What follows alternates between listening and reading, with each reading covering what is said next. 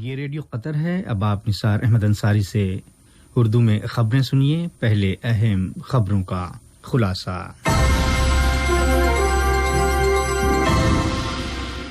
صاحب سمو امیر نے امیر کویت کے نام ایک تحریری پیغام ارسال کیا جو دو طرفہ تعلقات کے بارے میں ہے۔ صاحب سمو امیر نے متعدد عرب اور اسلامی ملکوں کے رہنماؤں کے ساتھ عید الفطر کی مبارکباد کے تبادلے کیے۔ عمان کے سلطان سے قطر کے نائب وزیر اعظم و وزیر امور خارجہ نے ملاقات کی، اور وزارت صحت نے کووڈ-19 سے ریکور ہونے والے نئے 688 کیسز کا اعلان کیا، جس کے بعد صحت یاب ہونے والے افراد کی تعداد 7288 ہو گئی۔ اور اب پیش خدمت ہے آج کا پہلا نشریہ۔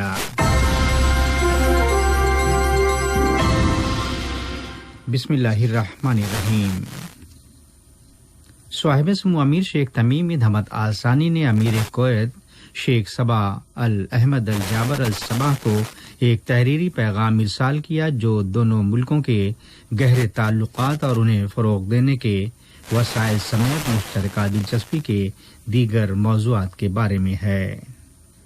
نائب وزیر اعظم و وزیر خارجہ شیخ محمد بن عبد الرحمن آل ثانی نے کویت کے وزیر اعظم شیخ صبا خالد الحمد الصباح سے ہوئی ایک ملاقات کے موقع پر مذکورہ مکتوب ان کے سپرد کیا۔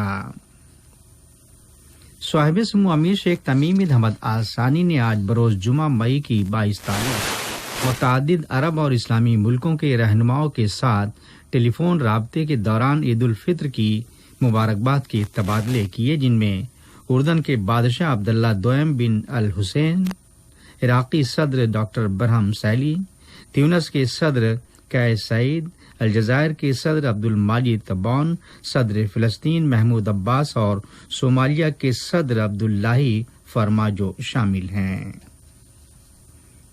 صاحب سمو امیر شیخ تمیم بن حمد آل ثانی کی ہدایات کے عین مطابق قزاقستان کے لیے فوری طبی امداد کی ایک کھیپ روانہ کی گئی جو 9 ٹن طبی ساز و سامان اور سپلائز پر مشتمل اور جس کا مقصد کووڈ-19 کی وبا کے پھیلاؤ پر روک لگانا ہے۔ اس سامان کی ترسیل قطر ایئر ویز کے ذریعے کی گئی۔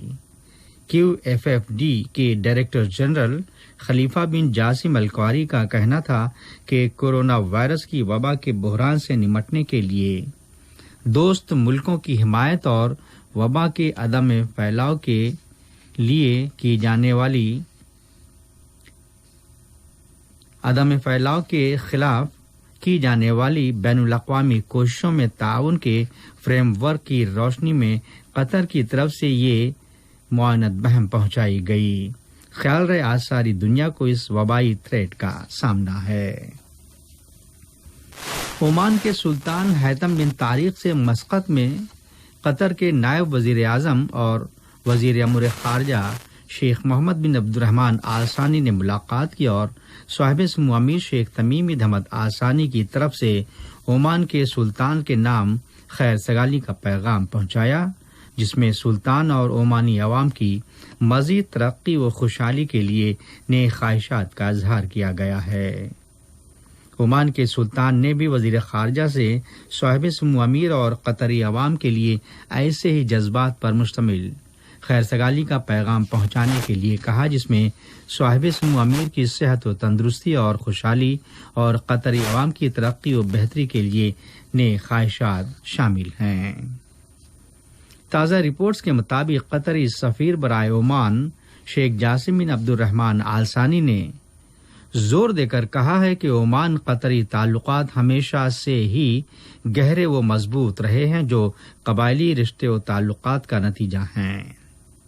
ان کا مزید کہنا تھا کہ تمام تر شعبوں سمیت علاقائی اور بین الاقوامی معاملات کے نظریات پر دونوں ملکوں کے درمیان ہم آہنگی کے سبب یہ تعلقات اور بھی زیادہ مستحکم ہوئے ہیں۔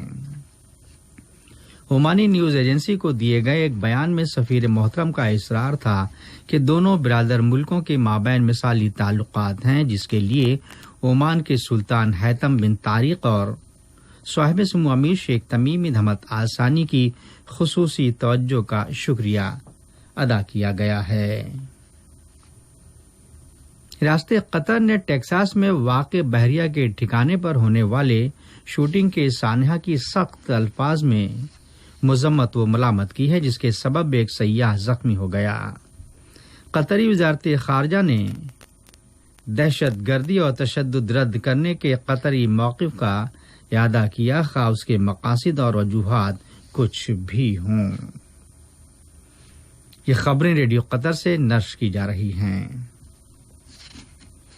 وزارت صحت عامہ نے پچھلے 24 گھنٹوں کے دوران صحت یاب ہونے والے 688 افراد کا اعلان کیا، جس کے بعد ملک میں کووڈ-19 کے وبائی مرض سے ریکور ہونے والوں کی تعداد 7,288 ہو گئی ہے۔ اعلان میں کنفرم 1554 نئے کیسز بھی شامل ہیں۔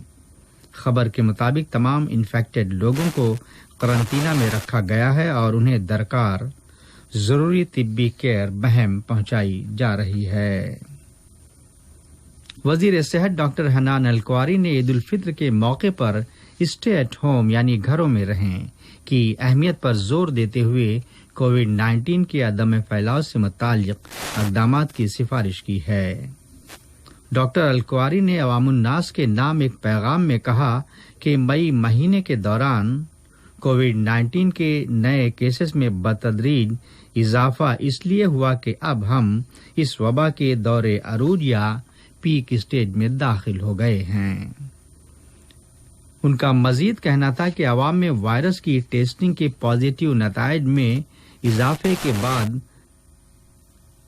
اور بھی ضروری ہو جاتا ہے کہ ہم کووڈ-19 کے پھیلاؤ پر قدغن لگانے کے لیے احتیاطی اقدامات پر مزید سختی سے عمل درآمد سے کام لیں۔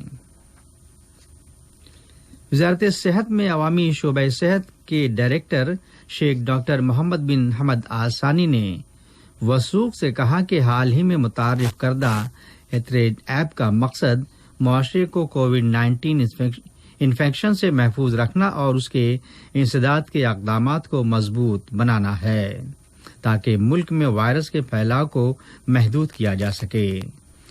علاوہ ازیں مذکورہ ایپ سے متاثرہ لوگوں کے رابطے میں آنے والوں سے عوام کو چوکنا کرنا اور ملک میں سرکاری ذمہ داران کے ذریعے جاری کردہ تازہ بیداری اور احتیاطی ہدایات کے یوزر سمیت وزارت صحت کی اپ ڈیٹس اور شماریات سے آسان اور مختصر و جامع طریقے سے مطلع کرنا ہے۔